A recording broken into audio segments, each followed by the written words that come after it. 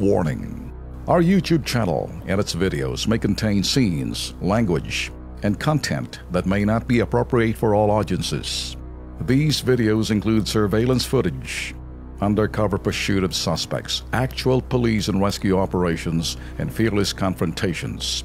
If you do not approve of the content, please do not watch our videos. If you wish to continue, we strongly advise that you proceed with caution. Viewers' discretion is advised.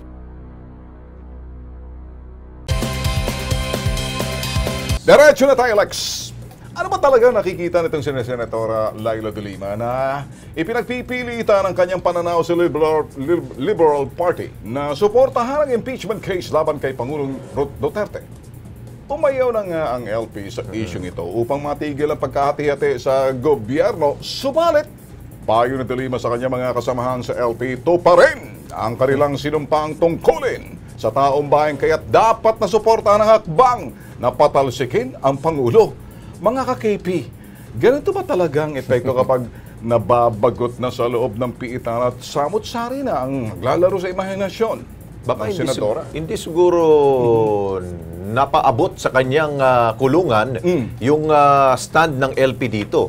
Mismo nga ho si Congressman Miro Kimbo ng LP yun na Marikina, ang sabi niya, hindi namin susuportahan yung impeachment complaint na yan na inihain ni Congressman Gary Alejano.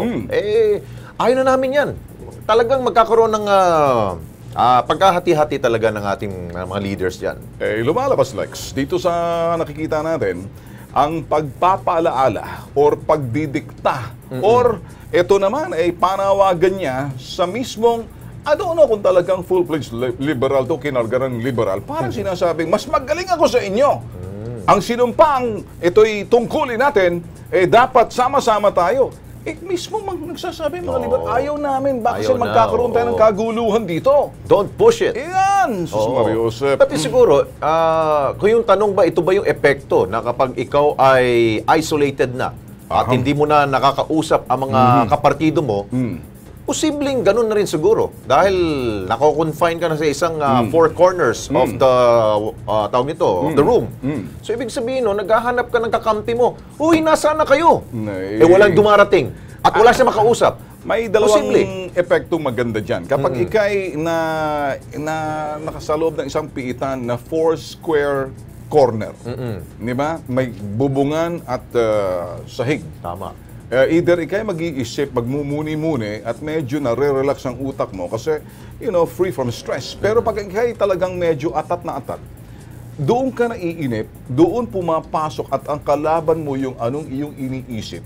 At kumukontra dyan, mga iba nagkakaroon ng nervous breakdown. Para wag siguro ako naintindihan ko to kay Senatora Laila de Lima, para wag magkaroon ng nervous breakdown, yun na lang sinabi niya, kinakailangan kumilos tayo. Parang dinidiktahan niya yung kanyang mga kapartido, no? Ayaw kong sabihin yan. Gusto kong sabihin, pero parang lumalabas, nakalimutan niyo na ata. Anong ibig sabihin? Mas magaling ako sa inyo. Parang gano'n. Where are you? Nasaan na kayo? Parang gano'n, no? Siguro, kayo mga taga-LP, anong sa inyo? Hindi. Yung mga KP natin. Kasama rin mga KP. Kayo mga LP, Liberal Party, anong sa inyo? Kayo mga ka-KP. Siyempre, sa inyo rin importante. Sige, i-post ko ninyo ang inyo pong mga mensahe, mga komento at mag-iwan po ng message sa aming pong Kilos Pronto Facebook page. Makilahok, makianalisa mga ka-KP, interactive po ang programang ito.